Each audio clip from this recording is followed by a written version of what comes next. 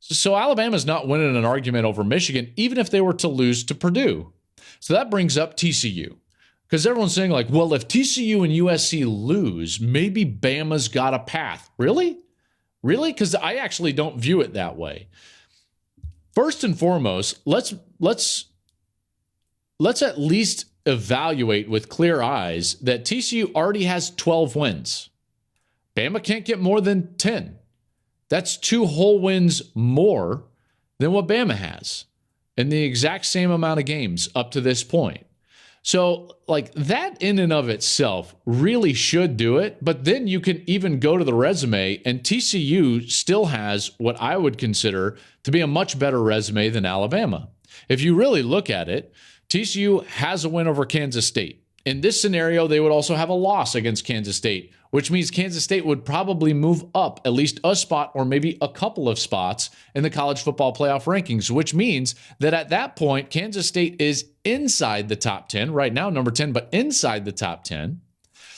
And TCU would have a win over that top 10 opponent. Now, that would also be their loss, but again, a win over that top 10 opponent. Remember, Bama's best win is Texas, sitting at 20 right now. Guess who also beat Texas? TCU. Guess who did it in a more dominant fashion than Bama did in the exact same building? TCU. So you get where I'm going with this. TCU wins an argument over Alabama even if they lose. So that's where I just don't see a path for Alabama at all. All the talk about Alabama potentially having a path, I just blatantly disagree with. Now, you might wonder, like, Joel, why'd you say the floor is Bama? What happens with Ohio State? Does Ohio State have an argument over a TCU team? Like, let's say USC wins on Friday night and then TCU loses on Saturday. Are we going to have a debate between Ohio State and TCU? You see, in my mind, I actually think that TCU wins that argument as well. Because remember, at that point, Kansas State is going to be right next to Penn State. So the 2 wins that the 2 teams have are basically equal. And in this regard, you would just be penalizing TCU for losing a game that they qualified to play as an extra game.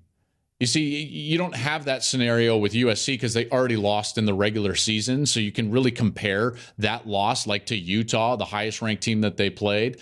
Where it's different when you compare TCU and Ohio State, because TCU, their only loss would be in a game that is an extra game outside of a game that was not required for Ohio State. So in that regard, I don't think Ohio State is even a threat to TCU if they were to lose. Clearly not to Michigan, and I don't think to Georgia either. So I stand with my premise, my original premise, which is I believe the top 3 teams, as they were ranked by the committee, should be in regardless of outcome this weekend.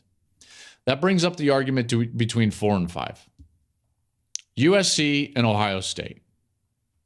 I believe that Ohio State's only opportunity to get into the playoff is if USC loses. Everybody else, win, lose, you're in. Okay, Georgia, Michigan, TCU, go start preparing. Okay, and by the way, probably Michigan, TCU are already matched up against each other in the Fiesta Bowl.